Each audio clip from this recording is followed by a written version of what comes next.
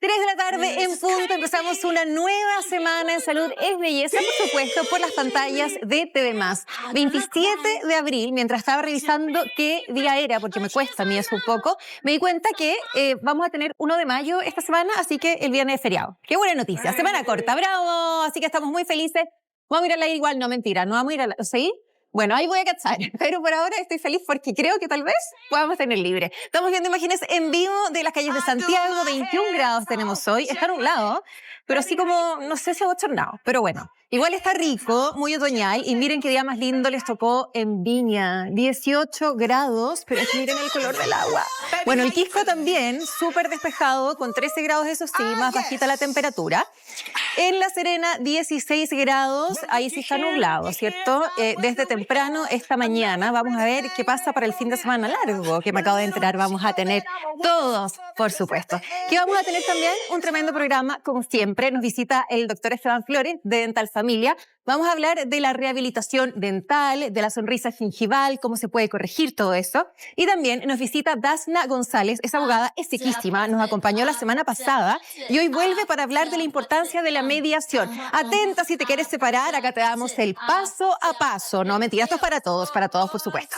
Nos vamos a una pausa muy cortita y ya volvemos. Esto es Salud es Belleza por TV+.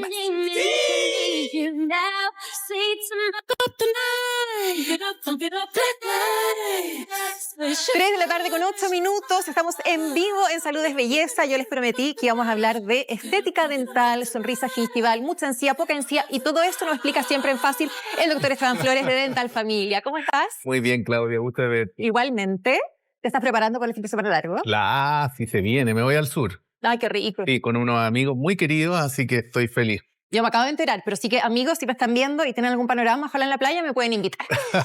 Vamos a hablar de, bueno, obviamente siempre rehabilitación dental, que implica toda la parte estética, ¿no?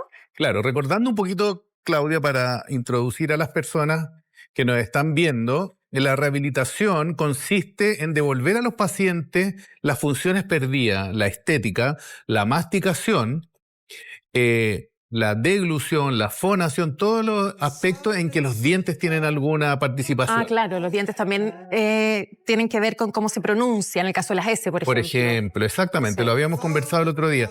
Entonces, existen también una serie de acciones que hacen especialistas que contribuyen a poder llevar una rehabilitación a cabo correctamente. ¿Ya? En el caso que tú comentabas recién, por ejemplo, existen los tratamientos de las encías que tienen que realizarse previo a la rehabilitación, porque yo no puedo cambiar una pieza. No O puedo sea, hacer son como complementarios a la rehabilitación Son dental. complementarios totalmente, y yo no puedo hacer una corona si es que la encía no está en las condiciones que debe estar. Por ejemplo, existen casos en que la encía está muy expuesta, ¿ya? Que se llaman las sonrisas gingivales. Sí. ¿Ya?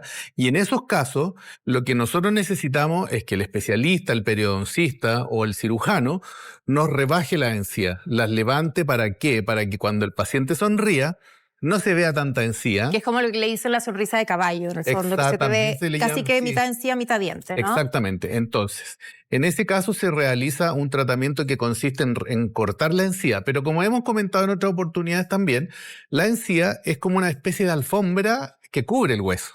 Sí. Por lo tanto, nosotros no podemos, digamos, llegar y cortar la encía y listo. Pues no es cualquier cosa. No, no.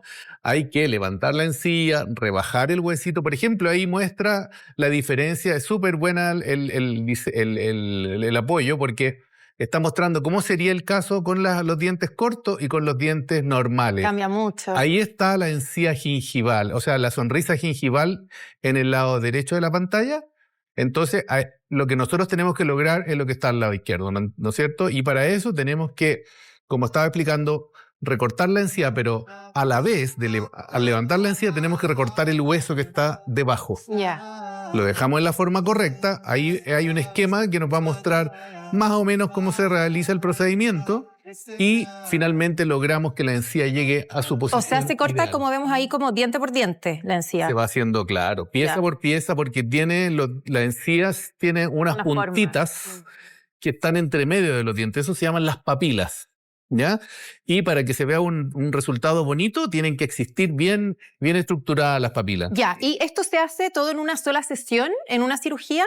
Y también porque, no sé, si no se le ve de acá para atrás, ¿se le puede hacer solamente en los dientes de adelante? Claro, cuando nosotros necesitamos rehabilitar, necesitamos generalmente, o sea, hay zonas que son estéticas y otras zonas que no son realmente estéticas porque por mucho que el paciente se ría no se ven, dependiendo también de la condición de la persona. Hay personas que sonríen y muestran hasta las últimas piezas y hay otras personas que sonríen y no como se ven Julia bien. Roberts, que se le ve literal hasta la muela del juicio. Exactamente, claro, tú diste un súper buen ejemplo. Entonces, hay que evaluar todas esas circunstancias y hacer estos procedimientos previos a la rehabilitación.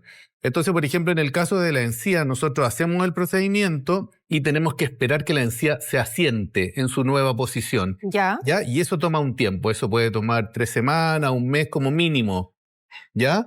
Entonces, después de eso ya estamos en condiciones de preparar todo, tomar las impresiones en el caso de hacer coronas y poder mandar a hacer las piezas nuevas. ¿Y en qué caso hay que hacer coronas? Porque ahí, por ejemplo, estamos viendo que tiene la encía, es como casi el mismo parte del diente. Los dientes son chiquititos. Sí. Pero ¿qué pasa cuando la persona no tiene tanta encía e igual tiene los dientes chiquititos?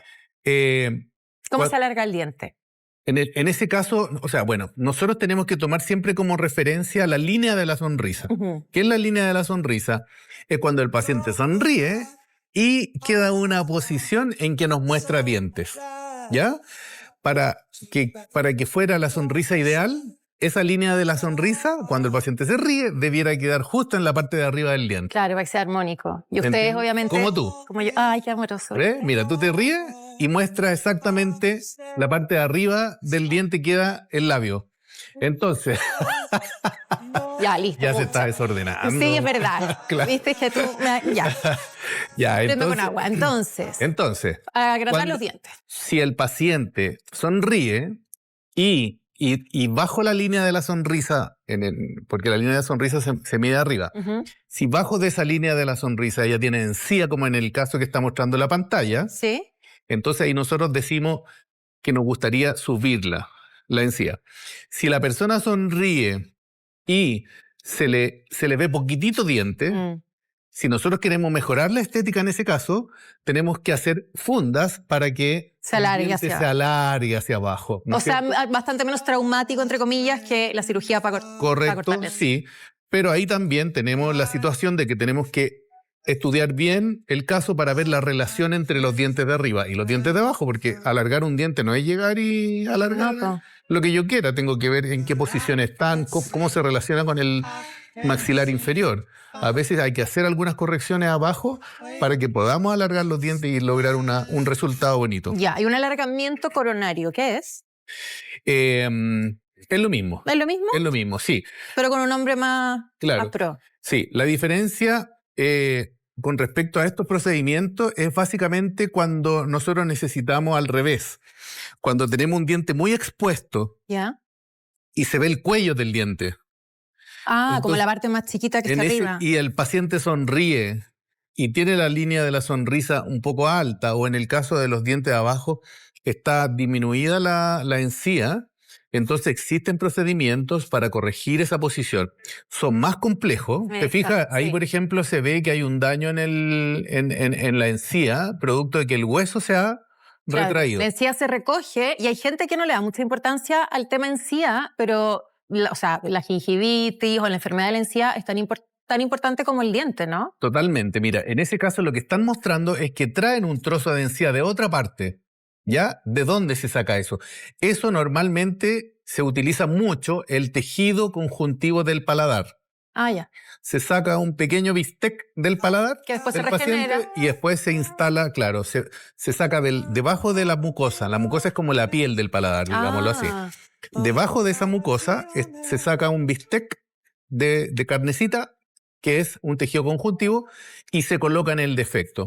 Y eso sana. Y en ese caso ya no queda hueso debajo, sino que queda una encía nueva, y esa encía se adhiere a la raíz, ¿ya? Ya, sí, te y en sigo. ese caso queda una terminación correcta. Ya. ¿Ya? Después lo único que hay que hacer es cuidarla como siempre, todos Eso los te días. quería preguntar, ya, el cuidado y el postoperatorio. Porque, por ejemplo, esto no hay que ver, pero yo llevaba esta semana 5 días sin comer y todo el fin de semana a puro colado porque tenía una úlcera en la amígdala.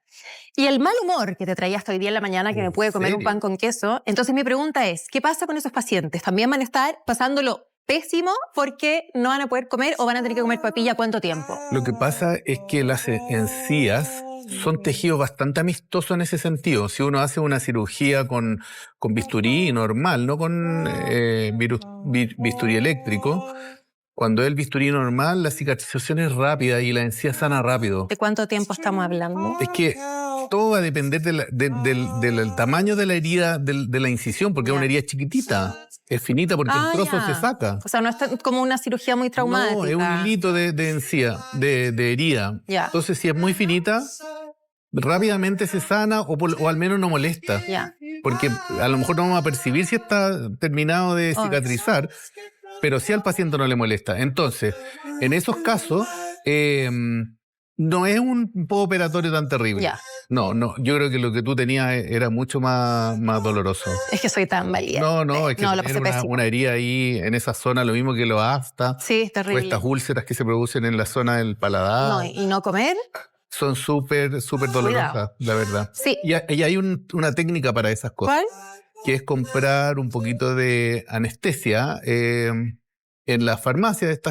Hay algunas que vienen en vidrio también. ¿Ya? Estas como... ¿Y se lo venden a ampolla. cualquiera? Sí, debieran poder venderla o se puede hacer una receta. Una ampollita, uno la pone en un vasito, qué sé yo, y te enjuagas con eso. Y lo botas. ¿Cuál es la gracia? Que cuando uno hace eso, puedes comer. Sí. Puedes almorzar y pasa un buen rato en que la herida está adormecida. Sí, es que igual preferí no comer porque como todo raspaba, dije quizás no me va a doler, pero me va a seguir irritando. Entonces ahí con las papillas. Sí, claro. Tengo una pregunta, profesor. Yo sé que en Dental Familia la primera consulta es gratuita, ¿cierto? Correcto. Entonces alguien que quiere ir a consultar por este tema, más allá de que la consulta es gratuita, ¿qué exámenes le van a pedir? Porque obviamente que no es como ya, mañana te operamos. Mira, si fuese necesario, generalmente para los tratamientos con implante, donde hay unos huesos complejos de tratar, se solicita habitualmente escáner, ¿me entiendes? Pero, por ejemplo, si necesitamos hacer evaluaciones rápidas, nosotros mismos le hacemos los estudios radiográficos que se requieran y se le hace un presupuesto al paciente. Ya. Entonces, eso es bueno para las personas porque finalmente en una consulta gratis van y saben qué es lo que tienen. Si es que fuese necesario tomar alguna radiografía, se toma y cuestan 4.000 pesos, algo así, Ya. la radiografía, si no es un costo importante. No, y tener todo en el mismo lugar porque te mandan a otros lados a hacer exámenes y uno ya le da lata. Claro, es muy marginal respecto a los tratamientos. Cuando una persona tiene que hacerse un tratamiento importante de varias piezas o un puente, como está mostrando ahí, por ejemplo, la imagen, son tratamientos caros, son Sí. tratamientos difíciles de hacer, los laboratorios tienen que participar. Entonces, hacer todo ese tipo de tratamientos tienen un costo elevado, por lo tanto, la primera consulta, pagar, no sé, 5, 10, 20.000 pesos por el tratamiento, por las radiografías que se necesiten, Sí, es conviene, bastante marginal con obvio. respecto al beneficio. Ahora, ¿de qué depende que esta rehabilitación sea exitosa? Obviamente que el paciente cuando se va a su casa tiene que seguir una serie de cuidados, ¿no?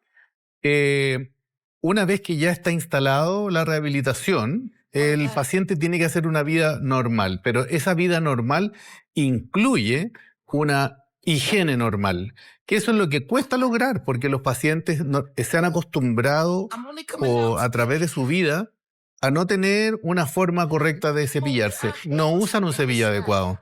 ¿Cuál es la manera correcta de cepillarse? La forma correcta de cepillarse es eliminar la placa bacteriana, especialmente en la zona de los cuellos.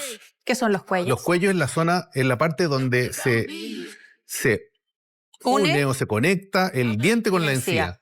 Esa parte es muy crítica porque de ahí nacen las enfermedades periodontales. Ahí nacen las caries cervicales en los cuellos. Entonces, esa parte no se limpia muy bien. Muchas veces han sido educados, pero no han tenido seguimiento los pacientes porque le han enseñado técnicas que tienen cierta angulación, con cierto movimiento giratorio. Pero yo me he dado cuenta, Claudia, que lamentablemente muchos de esos pacientes no han logrado entender el concepto de la eliminación de la placa bacteriana. Entonces yo les digo, mire, al paciente, vamos a olvidarnos un poco de las técnicas que han aprendido y vamos a hacer algo práctico. Cuando usted necesita limpiar algo que tiene alguna complicación, ¿cómo lo hace? Entonces los pacientes dicen, yo le meto para allá, para acá, para todos lados. Sí. Vamos a hacer lo mismo. En la zona de los cuellos vamos a limpiar en círculos, hacia un lado, hacia el otro, para arriba, para abajo, de modo de saber que esa zona va a quedar Es limpia. que hay gente que, claro, primero que quizás por desconocimiento no sabe que así como cepilla el diente tiene que cepillar la encía para que se mantenga sana. Exacto. También hay personas que les duele, que les da nervio, que les sangra, pero todo eso son señales de alerta, ¿o no? Todas esas señales son señales de que estamos haciéndolo no en forma correcta. Por lo tanto, yo debiera decirle al paciente, si le sangró un poquito la encía, esa es la parte que más tiene que limpiar. Lo estás haciendo todo mal. Pero ahí le vamos a agregar el segundo elemento que es fundamental, porque ya tenemos en la técnica, ¿no es cierto?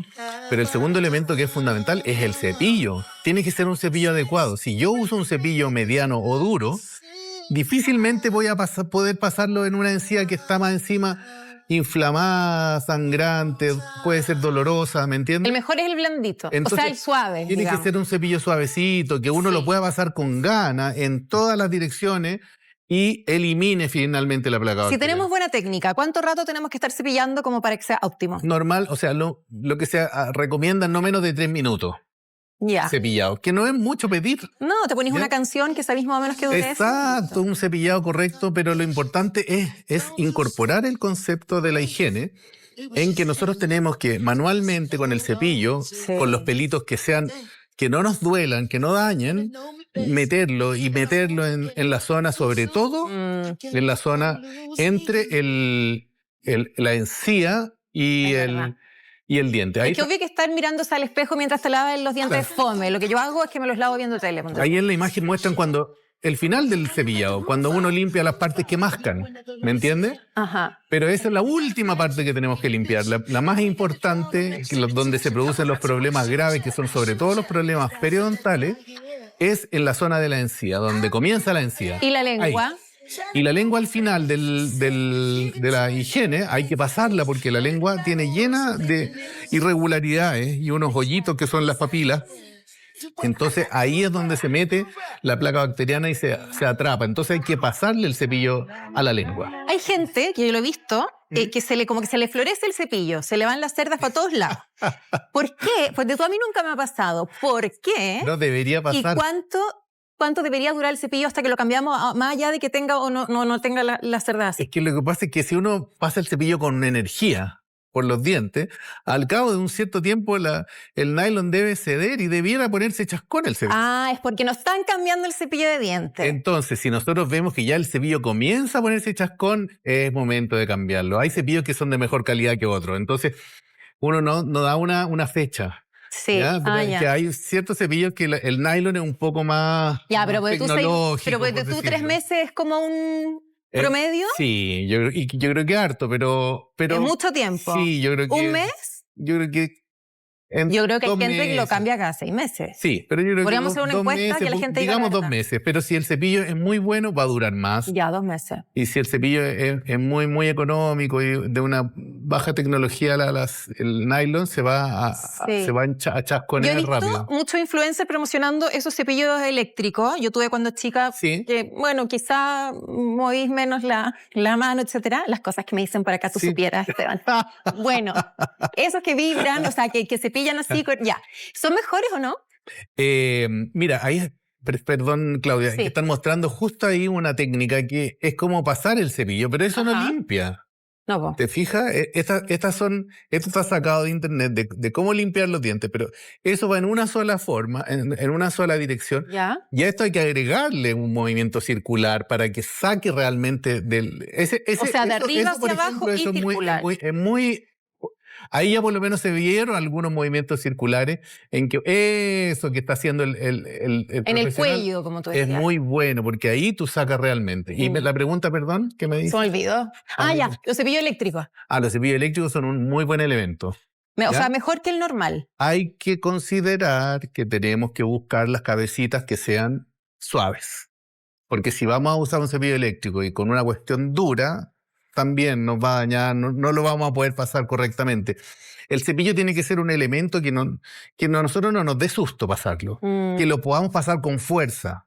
con fuerza, sin Claro, miedo. por eso hay gente que se compra el de cerdas duras porque dice, si no, siento que no me limpia bien. Exacto. Y al final es peor, porque Es como te peor. va a molestar o te va a Lo doler, pasan no va claro. suavemente y en esos surcos que se producen entre el diente y la encía queda la placa bacteriana. Pregunta del millón. ¿Cada cuánto tenemos que ir a hacer una revisión al dentista? Mira, los pacientes que tienen una excelente dentadura como tú, Gracias. cada 6 meses. Ah, chuta. Perdón, una vez al año. Bacán. Perdón, me Ya. equivoqué. Bien. Y los pacientes que tienen ya más alteraciones, que han tenido caries o enfermedad, sobre todo enfermedad periodontal, debiera ser cada 6 meses o incluso si el profesional lo indica, menos, puede ser cada 3 meses. Muy bien. ¿Y dónde hacer ese chequeo? En Dental Familia, en Padre Hurtado Central 441. Tenemos ahí también todos los datos. @consulta Dental Familia, el Instagram, los teléfonos también para que llamen a Tatiana. A la Tatiana, que la Tatiana los va a derivar porque es seca, sabe cuál es el profesional que ustedes van a necesitar de acuerdo a sus inquietudes, ¿cierto? Exacto. Estamos viendo el sitio web también, donde está toda la información para que pidan hora la primera consulta gratuita, así que no pierdan nada, literal. Correcto, así pueden irse con un presupuesto de su tratamiento, con un diagnóstico, ¿sabes? Que es un trabajo importante para nosotros diagnosticar. Uno ya lo hace fácil, pero se requiere experiencia, se requiere conocimientos para poder hacer un diagnóstico correcto. Es verdad. Y una vez que uno tiene un buen diagnóstico, puede hacer también un buen plan de tratamiento, porque hay personas que lamentablemente el plan de tratamiento no funciona bien. Es verdad. Muy bien, muchas gracias Esteban Flores, que te vaya súper, se va de fin de semana largo, así que el próximo lunes tenemos a su hijo, viene Javier. Exactamente, viene Javier. Que te vaya súper. Vamos a una pausa muy cortita y al regreso en Salud es Belleza vamos a tener a nuestra abogada estrella, Dasna González, que nos va a hablar de la importancia y todos los detalles de la mediación, pero en fácil, que es lo mejor de todo. Ya volvemos.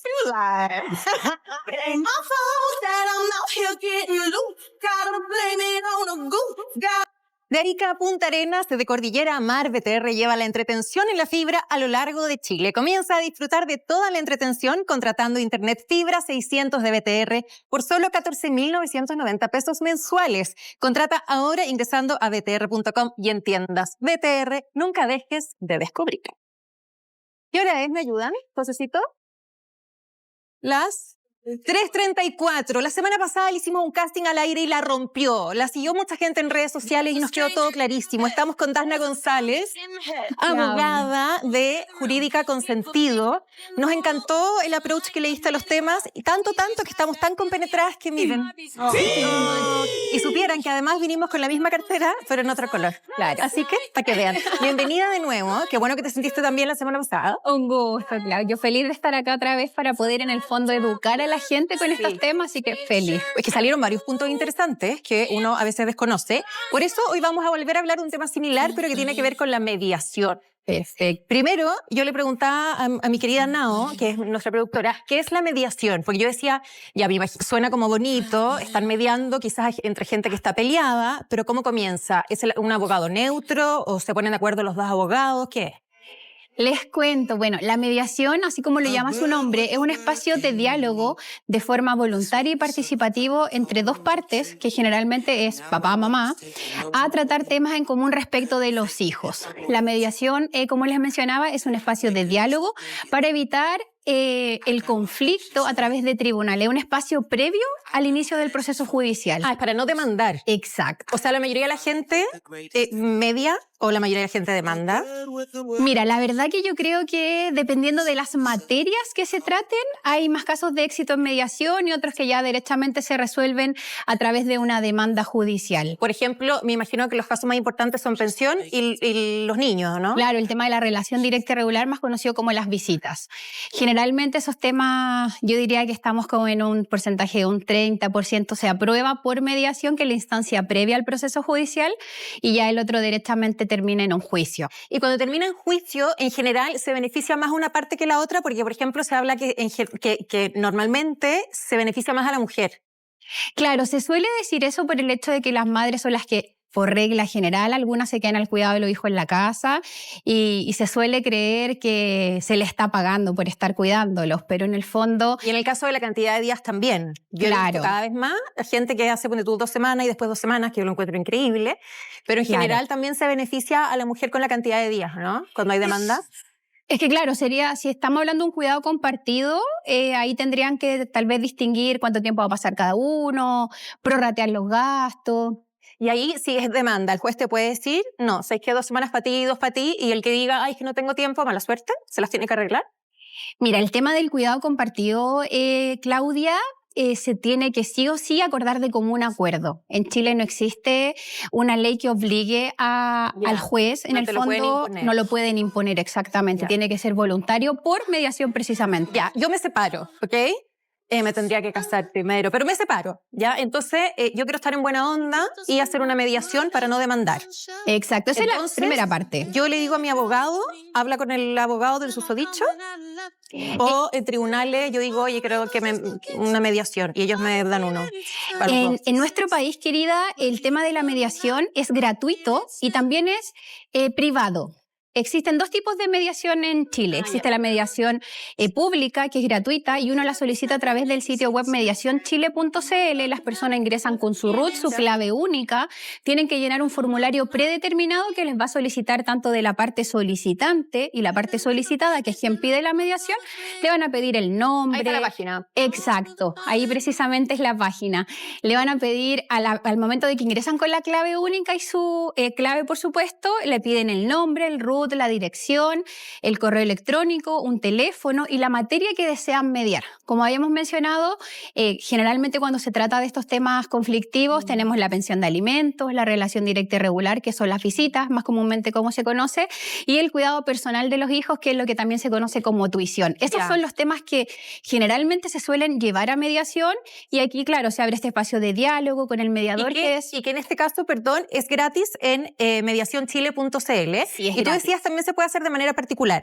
Claro. ¿Y ahí quién te asigna el abogado? Ahí, querida, existen distintos centros de mediación privada. Yo, por ejemplo, además de abogada, también soy mediadora, y dentro de mi estudio jurídico prestamos el servicio de mediación, y hay múltiples abogados privados y también de otras profesiones. No solamente son abogados mediadores, pueden ser trabajadores sociales, inclusive profesores, distintas carreras al área humanista, que son mediadores familiares también. Ya, Y ahí uno lo busca. llega la gente y se sienta así como yo con mi abogado, él con su abogado y el mediador.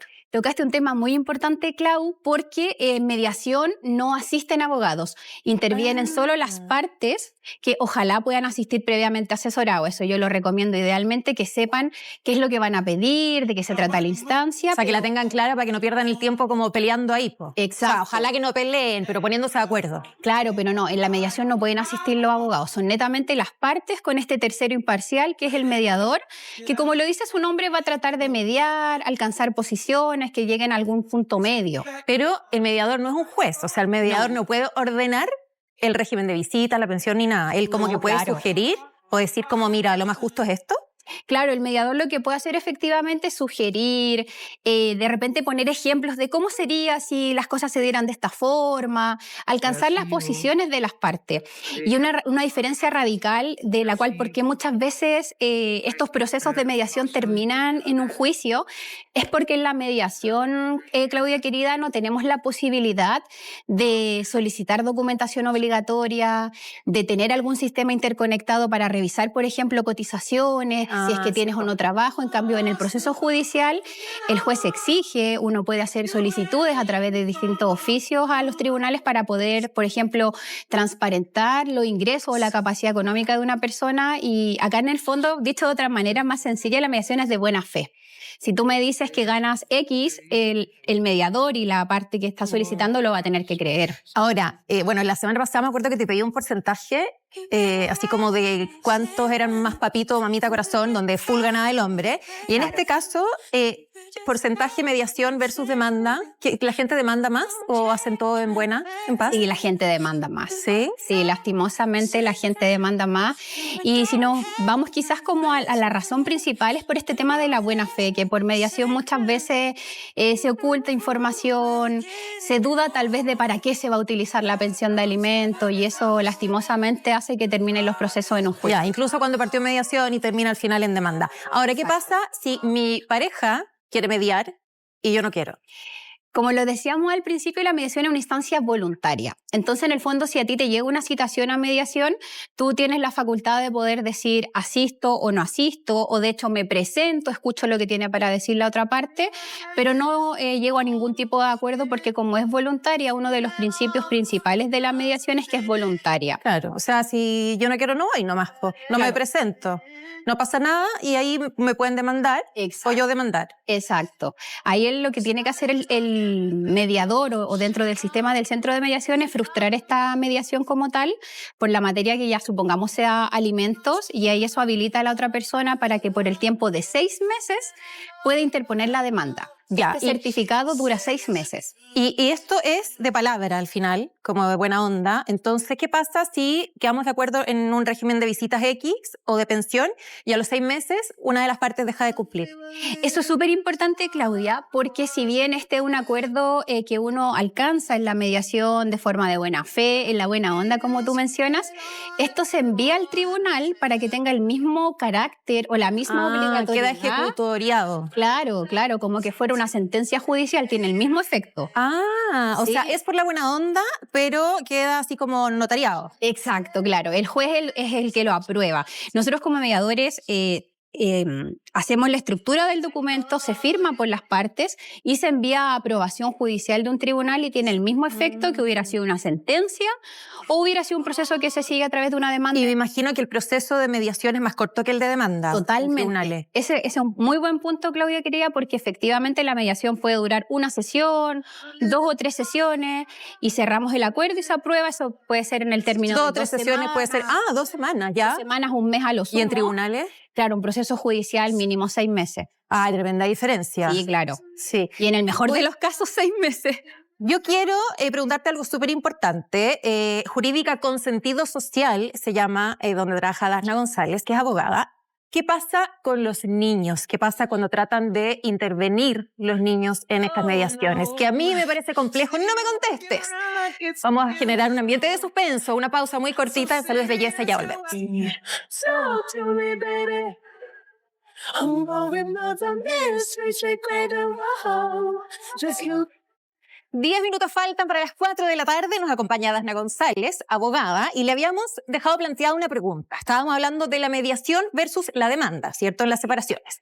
Pero ¿qué pasa cuando meten a los niños en moneda de cambio? O quizá, no sé, el mediador, no sé si sugiere o no, que los niños, sobre todo a partir de cierta edad, tengan alguna participación.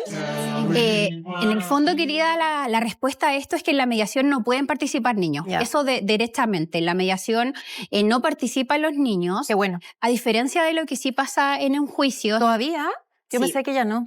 Si bien no es que participen de forma activa, como que ellos puedan estar escuchando todas las alegaciones y todo lo que se hace, su opinión en ciertos procesos sí es importante dependiendo de las edades. Eso te iba a preguntar, ¿mayor de 14? ¿De qué edad? Mira, la verdad que la ley no lo dice expresamente, sino que se trata de en el fondo ver el nivel de autonomía que tiene cada niño, porque acá en el fondo en Derecho de Familias vamos a hablar siempre del caso a caso y no un genérico, porque hay que considerar, no sé, la edad, característica del Sí. niño, si es que tienen algún tipo de neurodivergencia o patología. Sí, cada caso es un mundo. Ahora, Exacto. ya que estamos en confianza y tú nos puedes contar, como, ¿qué es lo que ves respecto a los niños o adolescentes cuando aparecen en las mediaciones o cuando los tratan de usar como moneda de cambio, más allá de que no estén presentes? Claro, es bastante terrible cuando se da esa figura, porque en el fondo los niños evidentemente tienen derecho a tener un papá, una mamá, una relación también extensa con la familia, tanto paterna como materna, dependiendo del caso.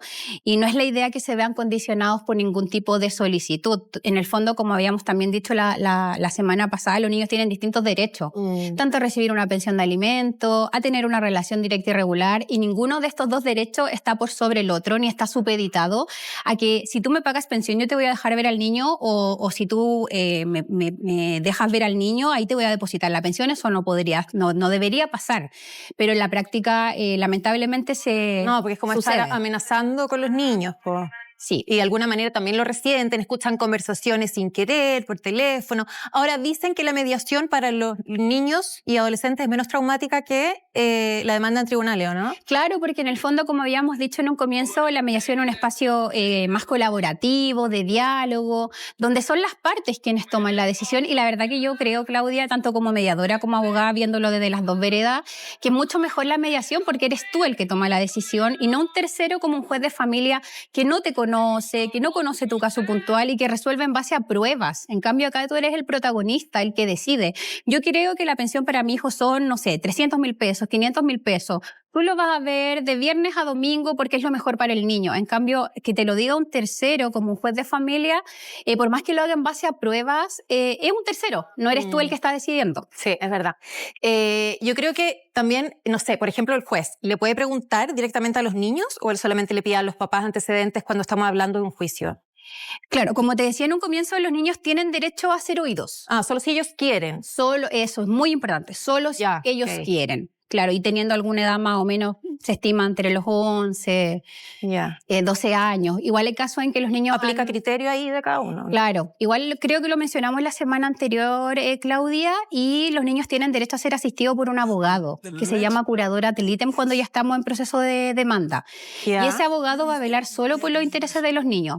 No como el abogado que viene con la mamá o el abogado que viene con el papá, sino que el niño tiene un abogado solo para él que se llama curador ad litem. ¿En serio? Sí, y es gratuito, lo proporciona Qué bueno. el fondo del Estado. Y psicólogo, porque yo encuentro que es un proceso difícil para los niños. O sea, ya la separación de los papás ya es como complicada. Mira, inicialmente en un proceso judicial no van a prestar un psicólogo para un niño. Eso inicialmente no. Ya. Pero si se llegara a detectar que hay algún tipo de afectación y esto se está ventilando dentro del juicio, por ejemplo, alguna de las partes acompaña algún antecedente médico o de repente inclusive la alta conflictiva que puede haber entre Sí. los progenitores, el juez podría inclusive de oficio solicitar que se inicie una causa de protección y ahí enviar a los niños a algún tipo de profesional o programa para reparar estos posibles derechos vulnerados. Ahora, más allá del caso particular, en tribunales cuentan con psicólogos más o menos que ordenen Sí. cómo es el proceso. Claro, mira, si nos vamos así como al escenario judicial, además de que interviene el juez, que es el que toma la decisión que yo hablaba como de este tercero que va a decidir por las partes, Ajá. también interviene una figura que se llama consejero técnico. El consejero técnico, por regla general, es un psicólogo. Ah, ok. Entonces, en estos temas de visitas, que se llama relación directa y regular, el término más formal,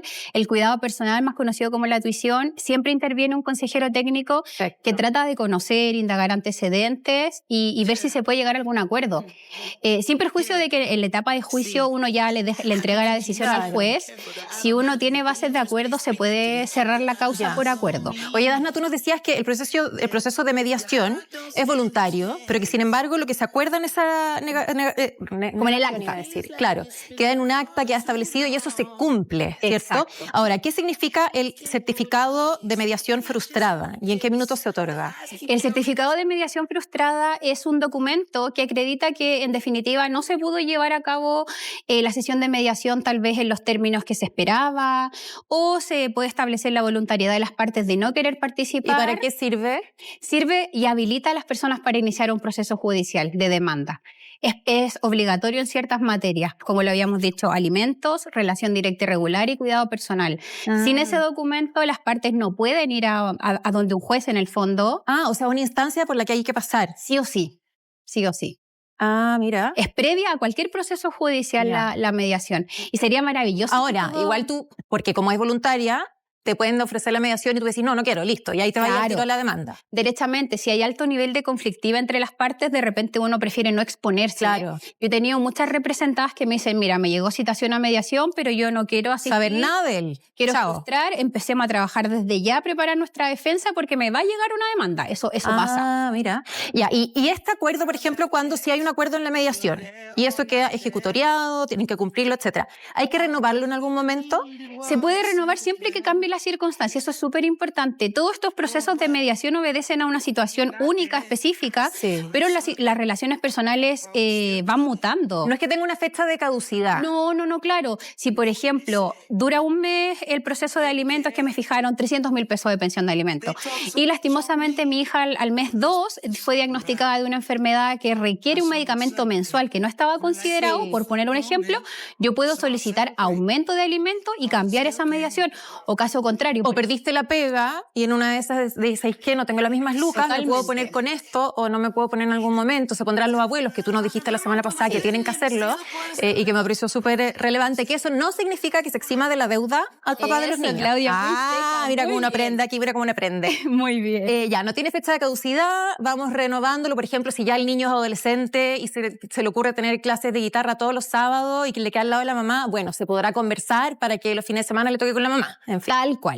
cual. Así en el fondo se tiene que respetar también su autonomía y ahí podríamos buscar una nueva forma de vinculación, tal vez más a criterio del niño, cuando quiera. Y bueno, en este caso un adolescente, Sí. o modificar las fechas más en el fondo a voluntad. Eso se puede. Dagna, esa es tu cámara. ¿Qué consejo le darías a los padres que estén más o menos peleados y que haya un conflicto ahí y que quieran o necesiten participar de una mediación? ¿Por qué les conviene?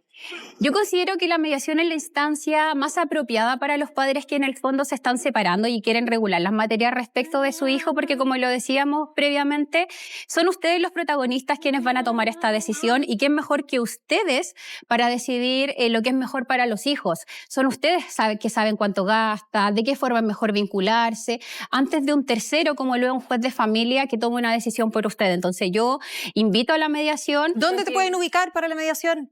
En el estudio jurídico, con sentido social, tenemos página web, red de Instagram, Facebook. Ahí estamos viendo el Instagram, @jurídica_con sentido social. Se Son llama 2 guiones Dagna bajos. dos guión bajo. Sí. Chuta, lo vamos a arreglar para la próxima. Jurídica_con sentido social. Ahora sí que sí. Dagna González, abogada. Muchísimas gracias. Me No, encantó el un tema. gusto. Me quedó clarísimo. Yo no cacho tanto de las cosas de separados y todo. Ahí lo arreglamos. Mira, oye, que somos Perfecto. rápidos. Qué bueno este equipo, ¿ah? Muchas gracias. Jurídica_con sentido social. Estás invitadísima cuando quieras. Nos puedes proponer temas. Ahí Feliz. hinchar a nuestra Nao, que es súper paciente y amorosa. Y ahí te vamos a tener cuando tú quieras, ¿ya? Un gusto, Claudia. Igualmente. A ver si nos coordinamos para la próxima vez. Venimos nuevo con Matt. Mañana es martes y nos vamos a reencontrar en vivo y en directo a las 3 en punto en Salud y Belleza por TV Más Siempre. Tenemos temas súper interesantes para ustedes. Que estén muy bien.